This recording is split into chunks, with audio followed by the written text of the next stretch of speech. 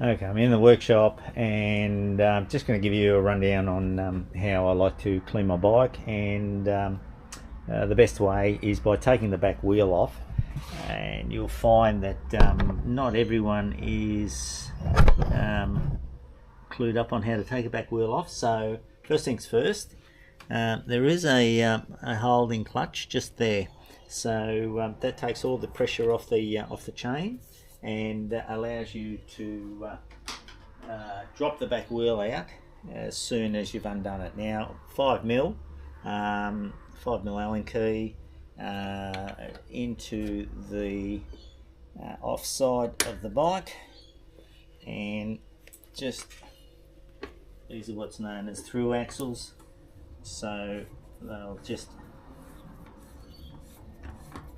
undo. They're attached all the way across to the other side.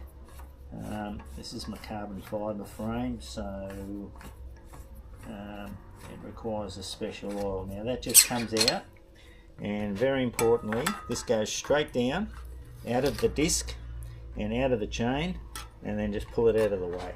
Now once you've done that, you're right to clean up. What would be so much harder, you could get into all the little crevices with a small toothbrush. You can get in over this side where the sprocket has been spraying a lot of its oils or wax or whatever, down into the bottom part of the rear of the swing arm here, into this lower region. You can just do it without the high pressure and the wheel being in your way, and it's just so quick to do. Super important thing, never touch your brakes once you've got the wheel off, because if you compress the brake lever and you have the brakes come together, you could be in all sorts of trouble if the pistons come out. If you've got something to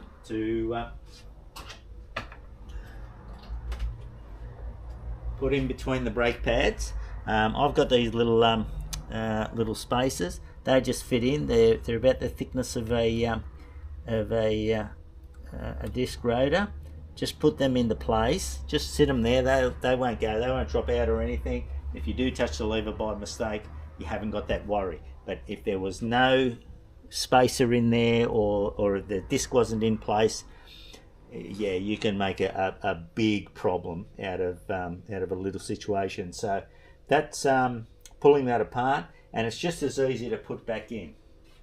So what you'd be doing is firstly removing that spacer I dropped in there, and you're coming into the chain, into this region here.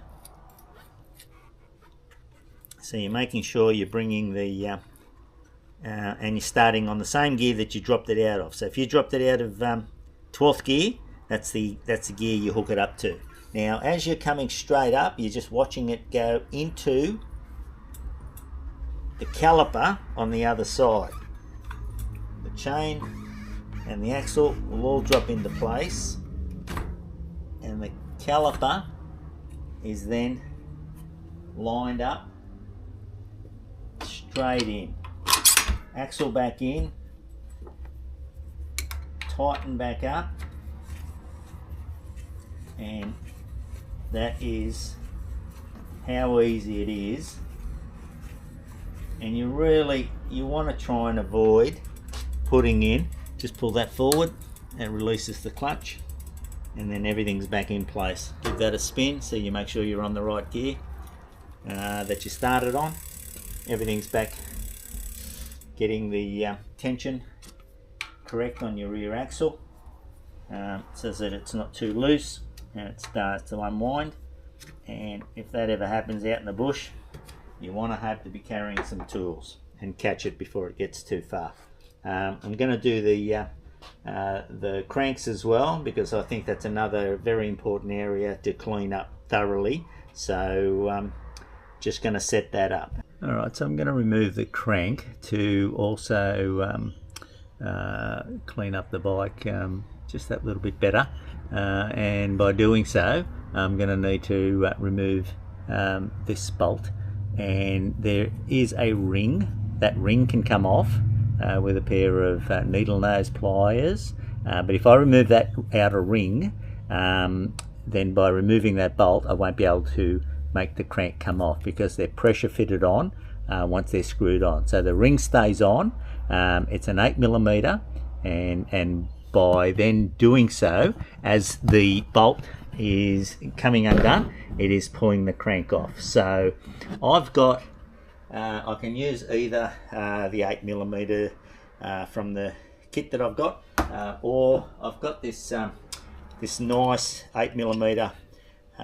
It's a chromoly tool that I got very cheaply, and I can put it to the end of my shifter, my adjusting spanner, and these are backward thread. So very important to understand that, because the right side and the left side, they both come undone in exactly the same way. So we have a left and a right thread. So by cracking that, and then slowly you'll feel that pressure come on, and now you can hear that is pushing the crank off, and that's all it takes.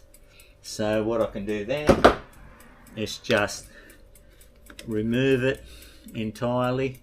It's probably wise again to have the chain slack, maybe even the chain removed, and then you can just keep undoing that and it'll pop off, just like that. Now that is another really good way to clean. You can clean thoroughly the inside of your crank. You can also clean every little bit of the bike down here. You have this this spacer, that fits there as a dust seal. You can give that a thorough cleaning, and these are just some little hints and tricks that are far better than a lot of people just get a high pressure cleaner, because everybody's got them nowadays and they just hit it. Water will go into these cavities, and once it's inside the frame, this being a carbon fibre, probably not so much a problem, but you don't want water in your frame. If it was an aluminium, that can start to oxidise from the inside. That water can probably stay there for weeks and weeks and weeks, maybe even months, and do a lot of damage on the inside. So high pressure is not good. I don't mind even just giving it a clean with a just a damp rag, just a little bit of soapy water. You can use all sorts of solvents, but that is definitely going to be your best way. You don't need really to remove the other side. Everything's quite easy to get to from the other side, but that is just a really good way to undo and clean up your bike a lot better than just hitting it with a pressure cleaner. Always when it's going back on, don't do what I've done over in the past. Put it on not exactly at 90 degrees to the opposite side. So just find that position, and again just reverse the process, putting the just screwing that nut back in, getting the right tension on that, and you're away.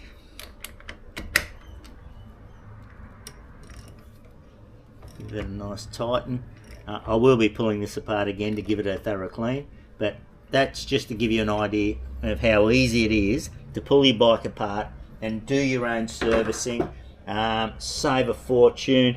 As you can tell, I do my own chainsaw sharpening, I do all my own bicycle maintenance, repairs, whatever it is. There's tools for everything in my workshop, because I've just I'll do my own small motor repairs.